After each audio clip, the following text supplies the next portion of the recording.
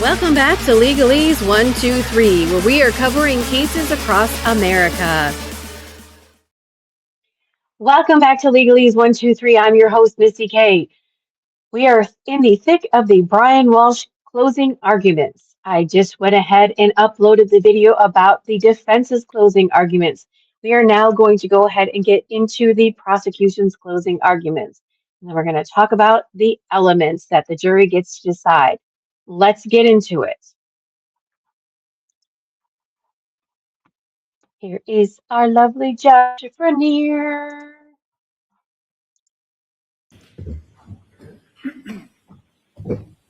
Now she gets to state some things. Everyone good.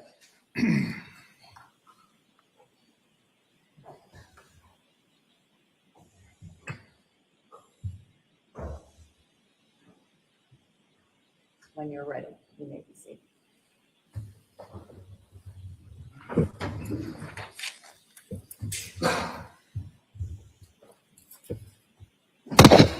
Yeah, we'll hear the closing argument of the Commonwealth. 88 yes. See the judge.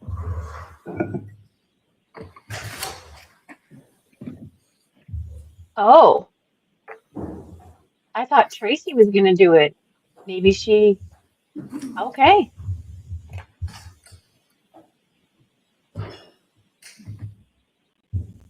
You may proceed. Thank you, Your Honor.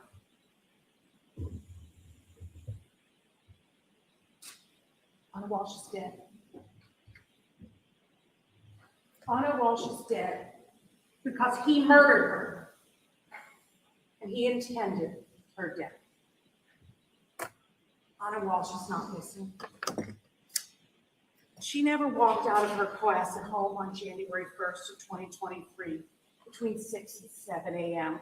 to take an Uber to Logan Airport. She wasn't going to DC for a work emergency. There was no emergency. She didn't say goodbye to her son. That's just a story that the defendant told people. But since January 1st, Anna Walshe has not been seen by her friends, her coworkers, or by the people who loved her. Anna didn't take an Uber. She didn't take a Lyft. She hasn't used her phone. Her phone's had no contact with the Verizon network since January 2nd, 2023, when it was in the vicinity of 516 Chief Justice Cushing Highway. She hasn't used her bank accounts, her passports, her credit cards, her email. She didn't vanish. The defendant was the only adult at 516 Chief Justice Cushing Highway after Jim Lulu left around 1:30 a.m. on New Year's Day. After he left, Anna was home alone with the defendant and their 3 sons, ages 2, 4, and 6. This defendant caused Anna's death, and the evidence does show you that.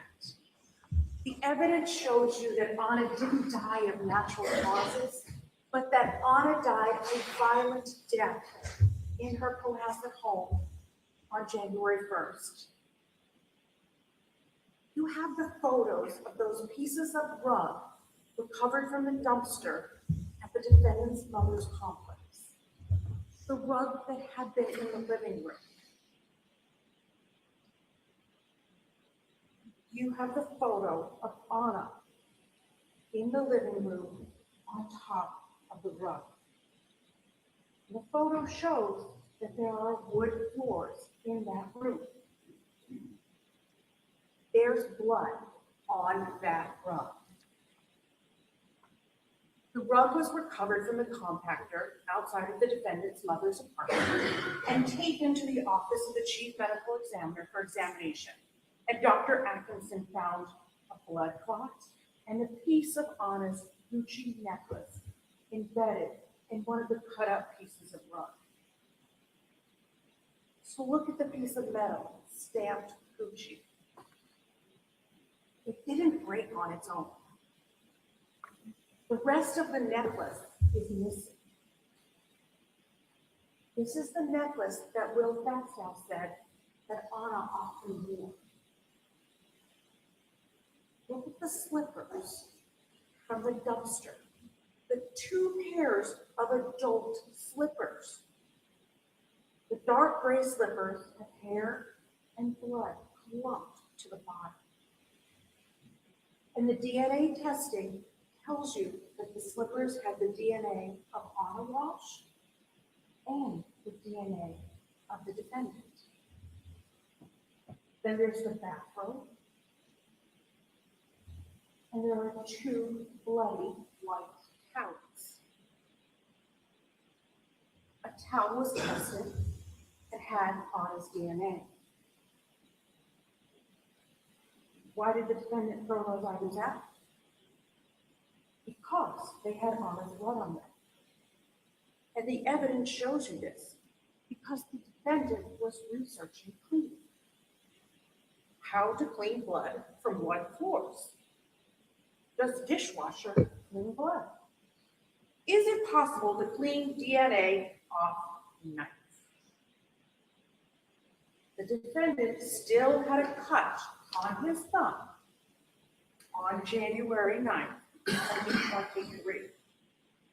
And on January 1st, before he even went to Lowe's to buy any cutting instruments, an initial stop that he made when he left his house was to go to Walgreens to buy antibiotic ointment and Band-Aids. Then he went to Bin and Liquors, where the manager identified the defendant, and the defendant threw a bag into the dumpster.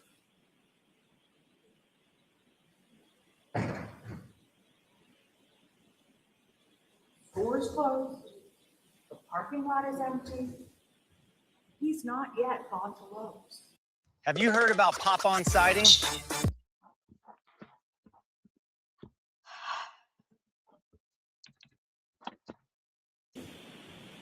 Into the dumpster.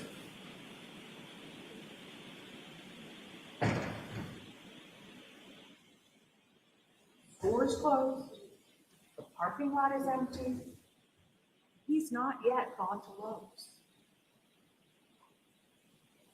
On January 2nd of 2023, the defendant went to Home Goods because he had to buy a new rug for that living room to cover the hardwood floor. He did this days before the forensic scientists got to the house and knew that the rug had been changed.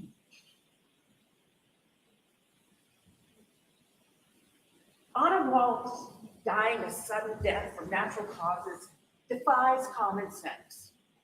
She was in great shape. The defendant told police that Anna was a sturdy Serbian woman.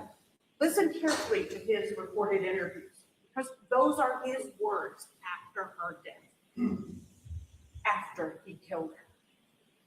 Mark Salvaggi told you that Anna had the highest health rating from the life insurance company. Anna had to complete an interview, have blood drawn, provide her medical records, and the life insurance company and the underwriters gave her this health rating. Anna was an active person who took care of her health. Ashley Semino, her bar instructor, told you about this exercise class that she took the morning of December 31st, 2022.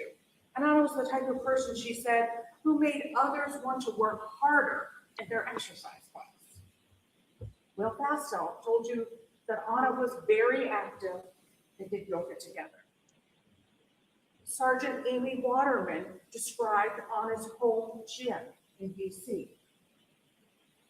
And Dr. Atkinson told you about the different ways a person can die, and that it's extremely rare for a 39-year-old in good health to suddenly die of unknown causes.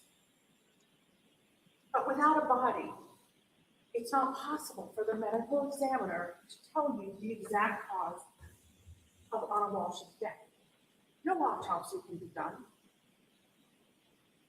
The defendant deliberately got rid of Anna Walshe's body.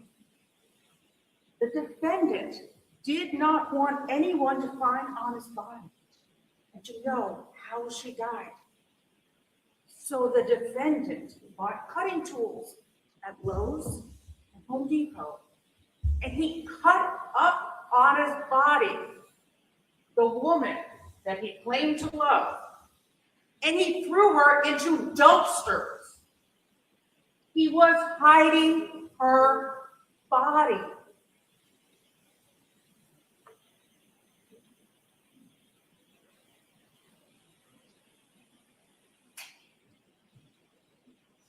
The defendant intended to kill Anna Walshe. He didn't just want her dead, he needed her dead. This was a marriage in crisis, and it was heading towards a breaking point. It began with the defendant's federal case. And through the defendant's interview and his federal probation officer, you learn that the defendant was on home confinement. He was going to have to pay over $400,000 in restitution, and the case had been pending since 2018. You also learned that the defendant had no assets.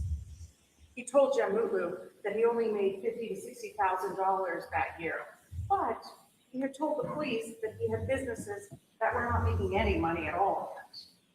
Peter Capozzoli told you that the defendant's mother had signed the lease for the Cohasset home, and it was his mother that was paying his rent.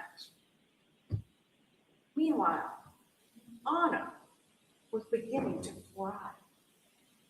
The marriage was beginning to deteriorate. Anna had her dream job. She had risen to become an executive at Tishman Speyer, and she was making close to $300,000 a year. She earned a bonus. And Teresa Marchese said that Anna was a good employee. And the defendant knew this. He bragged of her bonus and salary. She bought a townhouse, and she furnished that townhouse for her family, and she set up bedrooms for each of her 3 boys. But the reality was, the family couldn't join her because the defendant needed the children with him. Being the primary caregiver allowed him to avoid prison. The separation of the defendant and Anna was taking a toll. Anna wanted the children with her, and Anna began a relationship with Will Fastow, which became more serious. The defendant and Anna were growing apart emotionally and physically. Anna struggled not having her children and not being able to be the mother that she wanted to be. This got worse when Anna took the trip to Serbia to take care of her sick mother. Anna and Will Fastow spent the Thanksgiving holiday first in Dublin before Anna went to Serbia. And Anna bought her plane ticket with the credit card that the defendant monitored. And the defendant told police that he monitored their joint Chase Freedom credit card statement. The MacBook history also shows the defendant looking at the Chase account. The defendant knew about Anna's travel because in a recorded interview, he told the police that she had a layover in Frankfurt, and that connection in Frankfurt is on the same credit card statement. And you can see that, it's right in front of you. The defendant was angry about Anna missing Thanksgiving, and he mentioned it repeatedly when he spoke to investigators. I got angry about Thanksgiving, and then I realized it was just sad that we're not spending a lot of time together. And she was sad about it too, and it was exhausting for both of us. She was away from the boys. I was always dealing with the boys. Anna returned from Serbia in December, but she only spent 1 day in Cohasset. And she was supposed to come home for Christmas morning. But she missed her early flight, and she couldn't get a flight, and then she had to drive up. The defendant told police there was an argument. I did have an argument with her for the Thanksgiving and the Christmas Eve, so I wasn't going to make the same mistake 3 times. So what did the defendant do on Christmas Day when his wife wasn't home? He looked up Will Festa on his cell phone, the man his wife had just spent the night with. The defendant was losing Anna. Anna was missing her children and wanted to keep them. Anna quickly returned to DC, and on December 27th, the defendant was looking up the best strategies to divorce for a man and the DC divorce laws. This was not to protect assets. That wasn't the search. The defendant told the police that everything was in Anna's name. The defendant had nothing without Anna and the kids. And on December 29th, Anna spoke with Jen LaRue and told him that she was upset about the travel, upset being separated from the children, upset about the defendant's schedule. It was ongoing. It's getting to be too much. On December 29th, Anna went out with Alyssa Kirsch. She broke down. This strong Serbian woman who was supposed to be having a fun night out with her girlfriend, going to dance karaoke, instead broke down. Anna told Alyssa that she had told the defendant that he needed to take responsibility for the federal case, go to prison.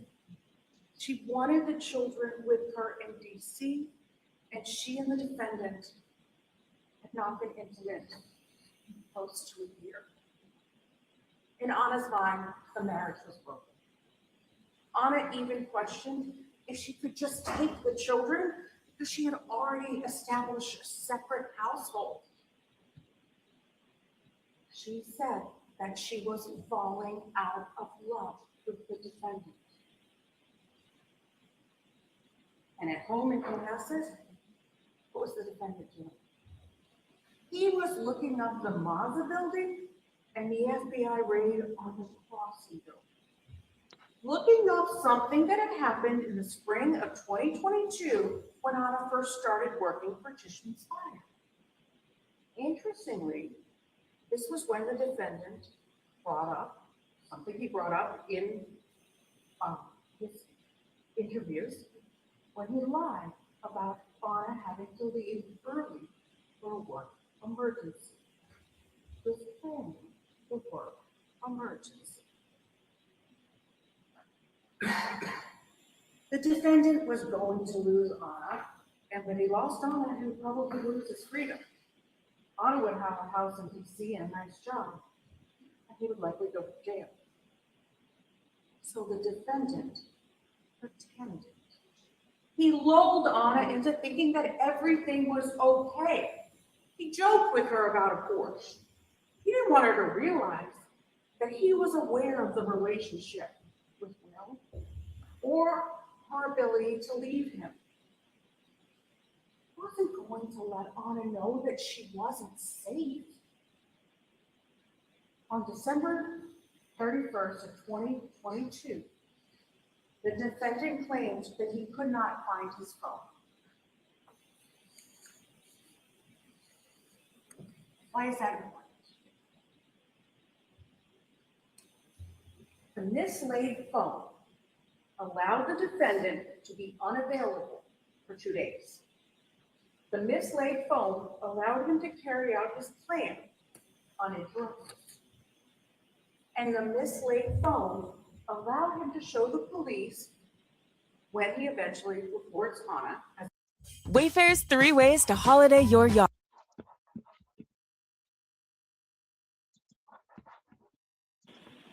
allow him to show the police when he eventually reports Anna as a missing person, and not have the police question why he didn't contact Anna earlier.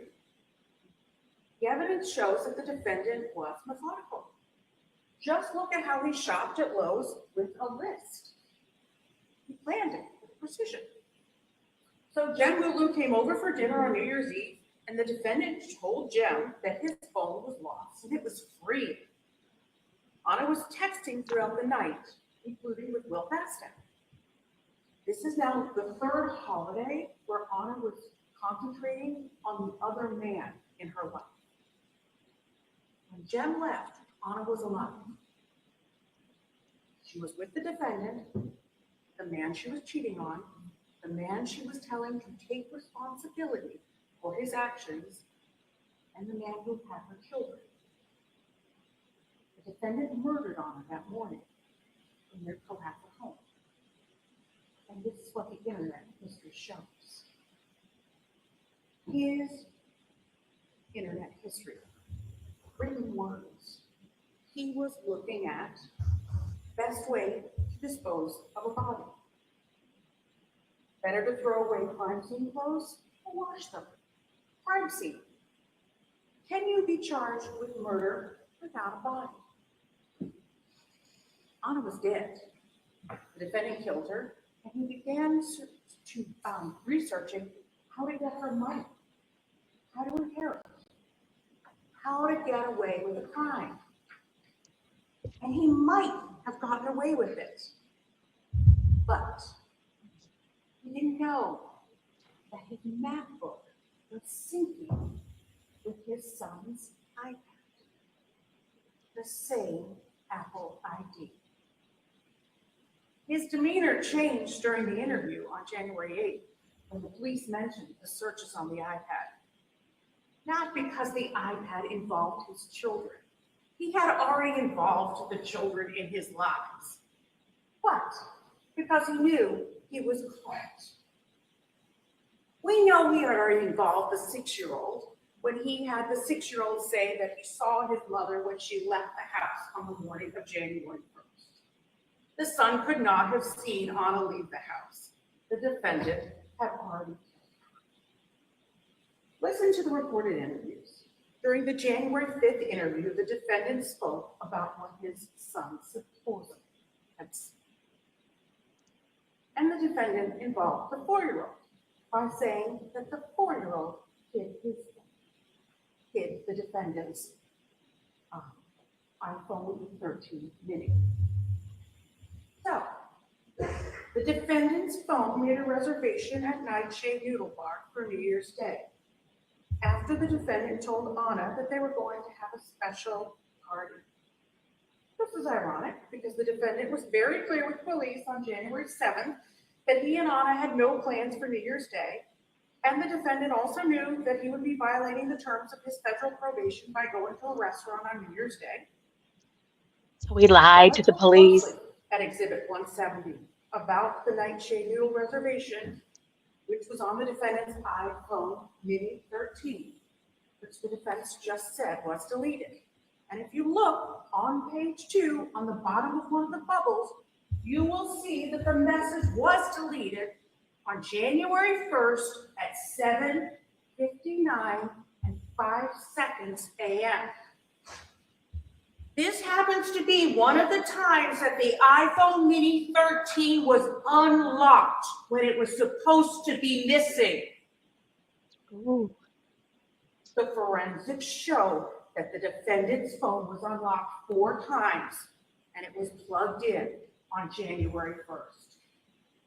You heard testimony that the phone had a password of 197512.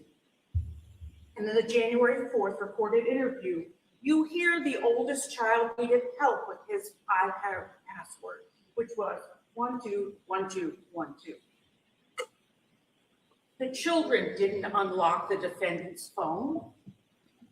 The defendant blamed his misplaced phone on one of his children when he said that the children hid it. But it makes no sense that a 4-year-old somehow unlocked the defendant's phone and deleted that text reminder. Listen to the defendant's recorded interview. The deletion is made when the defendant is supposedly making French toast and playing with the kids. The defendant had access to his phone. Context. The defendant also had access to 2 other phones, but his phone was supposedly lost. He had Anna's phone and he had the iPhone SE.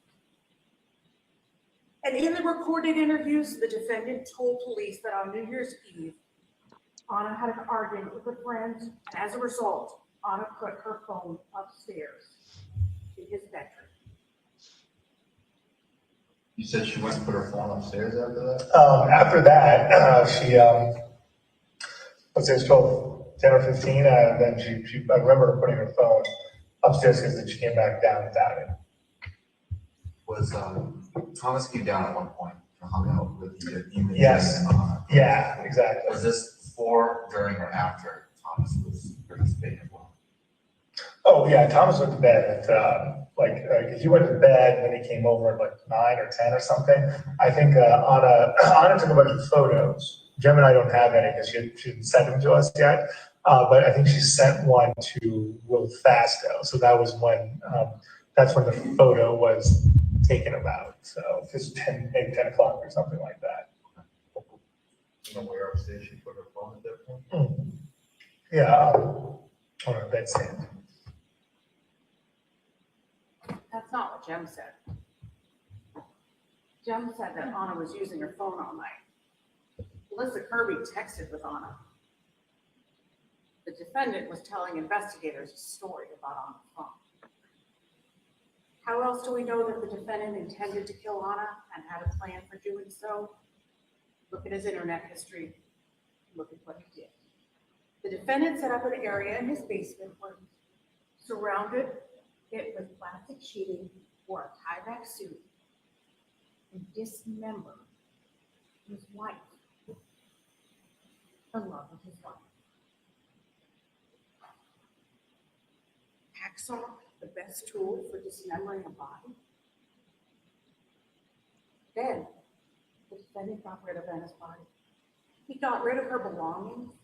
He got rid of her clothes and bag that he told police that she had, that she supposedly left on January 1st. He threw her in the garbage bags, tossed those garbage bags in different dumpsters. Disposing of a body in the trash. Chatham West apartment rental. The Claremont apartment rental. And police confirm this with the location data from the SE phone and the iPhone 13 mini. The evidence shows that the defendant did this to hide the fact that he murdered Anna. He could not let Anna's body be found because Anna didn't die of natural causes. The defendant murdered Anna, and then he had to hide the evidence of his crime.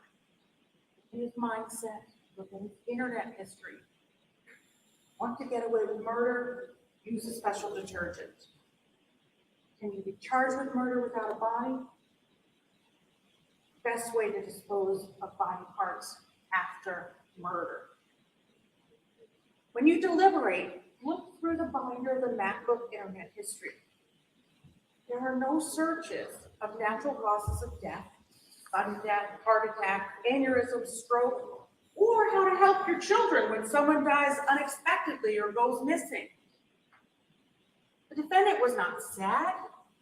Look at his demeanor in the surveillance videos.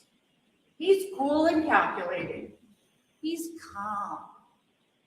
He had a plan.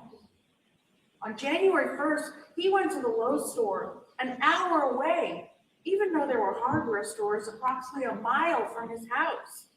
And when he was in Lowe's on January 1st, he wore a mask and he wore gloves and he had a list of what he was shopping for. He was calm as he helped bag the purchases. A saw buckets. He used cash. Does this show confusion, panic, or fear? But he doesn't stop there. He went to CVS to buy hydrogen peroxide, and then he went to Stop and Shop to buy ammonia.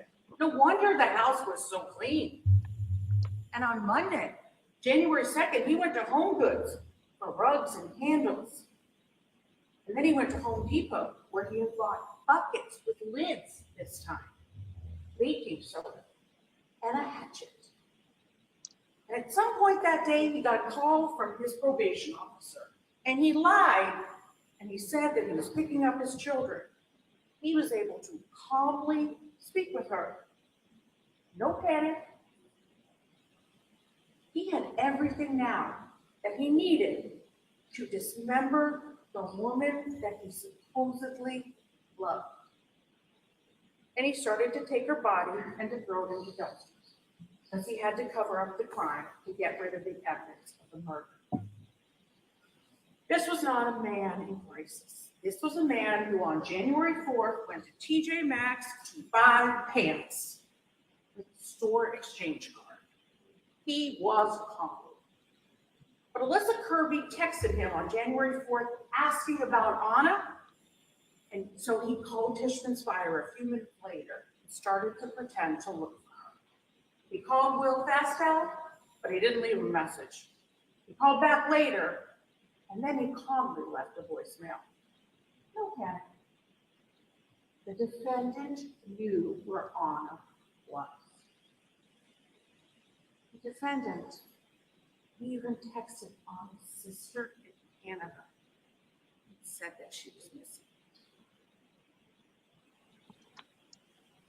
He was methodical. Look at the text messages. And at 4:30 p.m. on January 4th, the defendant went to Lowe's to buy a trash can. With this kid. With his kid. Comfortable. Not contact. The police were coming to the house soon to talk about Anna. And the defendant had the house ready. The police think his wife is in D.C. He had his phone records ready, and he sent text messages to Anna, even though he knew she would never see him. Despite everything that he had done, on January 2nd, the defendant wrote a text message to Anna. I still love you. Ha ha. Here's Jim. The defendant prevented anyone from ever finding Anna's body. There was no autopsy. Dr. Atkinson told you that the medical examiner can't do an autopsy without a body. And all that remains of Anna are 2 hairs, some blood, and a few things that belong to her. A part of a necklace she often wore, her hunter boots, a black jacket, a purse, her COVID card, and a few other items in the dumpster in his mother's apartment complex. The defendant searched his MacBook for a murder conviction in alibi. Please do not allow the defendant's self-serving act of dismembering and disposing of Anna's body to let him get away with this murder. At the start of this trial, we asked you to use your common sense. When you do that, when you analyze the evidence that you deliberate and continue to use your common sense, you will see that the evidence shows there is only one verdict. Find the defendant is guilty of the premeditated first-degree murder of Anna Walshe. Thank you. Okay, there you have it, folks. We're going to cut this one a little bit short because that's the way we do it around here. So just a couple of quick points that she made. She came out hot. Anna Walshe was murdered, period. Full stop. Nothing more, nothing less. Anna was active. She took care of herself. How could she suddenly pass away? She was in the greatest health. She got the highest rating in her medical history for life insurance. That he deliberately got rid of the body so no one knew how Anna died. He bought cutting material and cut up her body and threw her away in dumpsters, hiding her body.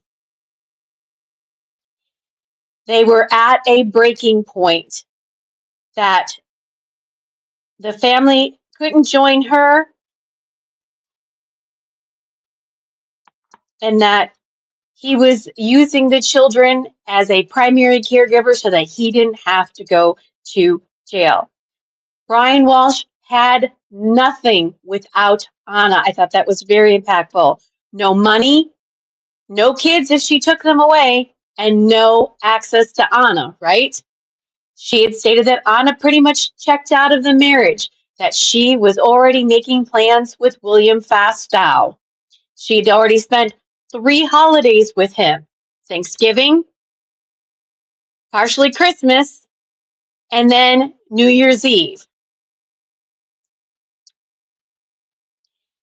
On the 30th of December, Brian claimed that he couldn't find his phone. He was laying the foundation for that. Now, this could go to intent. He had intent. He was claiming he couldn't find his phone, but they know that he had manipulated his phone because he deleted the text that he had sent making the reservations to the restaurant so he made the reservations, I forget when, 29th, 30th, and then he deleted it on the 1st. He possibly deleted it because he didn't want the police to see it, but yet he still had access to the phone and lied to the police. So the defendant was calm. If you look at the surveillance videos of him going to all of these locations, he was calm. He wasn't panicked. He was wearing a mask, gloves. He had a list of the things that he needed to purchase to clean up the scene. And in his messages that his internet searches, he searched how to clean up a crime scene. He lied and panicked after Alyssa Kirby had messaged him, well, you better start looking for Anna, better make this ruse happen and start asking her whereabouts. Recall that Anna and this incident took place on the 1st of January. We are now on the 4th of January. He had plenty of time to clean up things. And then she said something very, very, very important at the end, that there's nothing left of Anna except for her belongings that were found in the trash. Her jacket, her boots, her purse, her COVID ID, and her car keys. So there you have it. The prosecution laid out their case very, very clearly. Did he premeditate and intend to kill Anna? Those are very good questions. Let me know in the comments what you think. Do you think we're going to have a not guilty, a guilty, or a mistrial? We'll be back again in just a few minutes to go over what the judge has to say before and afterwards. And then, of course, we'll be on Jury Watch. Thanks for watching. Thanks for watching Legalese 123. If you like what you saw, please like and subscribe for more content.